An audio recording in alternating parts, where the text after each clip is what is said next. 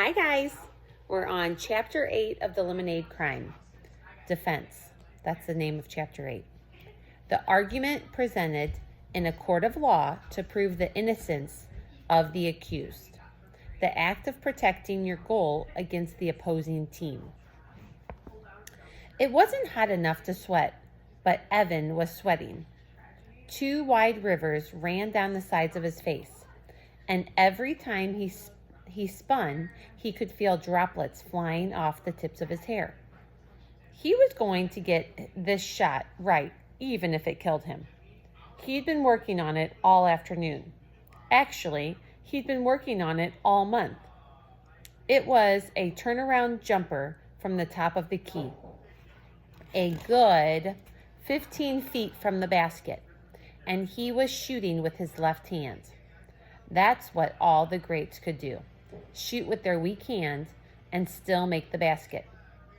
Evan's dad used to say to him, "Work from your weak side, and no one will be able to defend against you." Evan turned his back to the basket and planted his feet on the painted lines of the driveway. He dribbled once, dribbled twice, dribbled 3 times. Then, like a rocket shooting off its launching pad, he sprang into the air and pivoted his whole body around. Even as his body was falling back to the ground, he got off the shot, falling away from the basket as the ball sailed toward the pole and missed. Sometimes he made it, sometimes he didn't. About 1 time out of every 10, he made the shot. Evan wanted to flip that around so that only 1 out of every 10 he missed. It was a killer shot. If he had that kind of shot in his pocket, he could beat anyone on the court. Dribble once, dribble twice, dribble 3 times. "Hey, Evan!" Evan straightened up and looked toward the street. Megan was riding her bike toward him. She came to a sliding stop, then hopped off her bike before walking it across. Evan shook to get some of the sweat out of his eyes. Then he ducked his head and wiped his face on the sleeve of his t-shirt. Girls do not like sweat. "I thought you had a dentist appointment," he said as he pushed her bike into the driveway. "It was short, just a checkup," she said. "Is Jessie still in there?" Megan nodded her head in the direction of the house. "Yeah, still getting ready for the big day." Evan was dreading the trial. Every 4th grader was going to be there, on the playground, after school tomorrow. And what if Jessie couldn't prove that Scott Spencer was guilty? She wasn't a real lawyer. And could Evan really count on his friends? It seemed like every day this week, Paul and Ryan had gone to Scott's house after school. Maybe by the time of the trial, all the guys would be on Scott's side. Evan imagined standing up in front of the whole class and apologizing to Scott. He dribbled the ball as if he could drum that idea out of his head. "Wow," said Megan. "She gets kind of like obsessed," said Evan. Then again, he thought about what he'd been doing all afternoon. How many times had he practiced that shot? 100? 200? And he planned to keep going until it got too dark to see the basket. So maybe it ran in the family. As if she was reading his thoughts, Megan asked, "You been out here the whole time?" "I'm working on a shot. You want to see?" Megan shrugged and smiled, and Evan decided that meant yes. He set his feet and started his dribbling rhythm. "Please let it fall. Please let it fall. Please let it fall," he said in his head as he bounced the ball on the blacktop. But it didn't. It ka-thunked off the backboard and ricocheted toward the street. Evan had to run fast to save it from rolling into the road. "That was close," said Megan. "You're really good." Evan shook his head as he dribbled the ball back to the center of the paint. Close doesn't count in basketball. You either make the shot or you don't. "Well, it was better than I could have done," she said, "and I'm the best shooter on my team." Evan raised his eyebrows. "You play basketball?"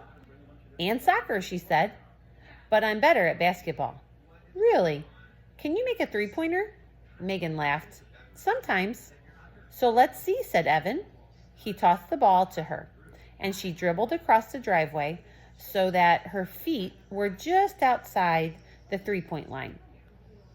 Evan watched as Megan handled the ball, watching the way her ponytail bounced back and forth and her bracelets danced up and down her arm. Okay, here goes, she said. Don't hold your breath, though. She lifted the ball over her head, then sent it sailing through the air like water shooting out of a garden hose. It landed right in the basket. Awesome, said Evan. He scooped up the bouncing ball and made an easy layup. You want to shoot some? We could play horse. Or one-on-one if... Evan thought about defending against the girl, and his stomach turned over on itself. How did you defend against someone without ever touching them? Can't, said Megan, looking down the road. I'm going over to someone's house. Whose? Asked Evan, bouncing the ball back and forth between his legs. He was a pretty good shooter, but he was a great ball handler.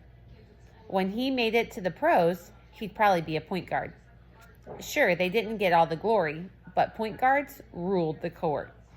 Megan waved her hand up the street, but didn't say a name as she strapped on her bike helmet. Evan stopped dribbling. Whose house? Megan kicked the pedal on her bike so that it spun backwards, the gears making a whirling sound, like insects on a summer night. Scott. He said I could try out his 2020. An elbow to his face. That's how her words felt. Evan squeezed the ball between his hands. Are you like best friends now? Megan gave him a look. You don't have to be best friends to go to someone's house. Yeah, well, it sure looks like everyone is suddenly Scott's best friend. It seemed as if the 2020 was all anyone talked about anymore. Scott was always the center of attention. And now Megan was going over there too. Evan scooped up the basketball and threw it hard against the garage door. It made a loud, angry, rattling sound as it hit. He threw it again. All any of you care about is the stupid 2020. Suddenly, Evan realized that Scott didn't need a lawyer. He already had the best defense in town, the 2020. And nobody would say Scott was guilty if it meant losing the chance to play with the coolest game system ever invented. Oh, come on, said Megan. I bet you're dying to try it out too. Evan didn't respond. He just kept banging the ball against the garage door. Megan pushed off on her bike and called out, See you in school. When she was halfway down the street, Evan shouted after her, See you in court. All right, that is the end of chapter 8. Answer those questions. See you later.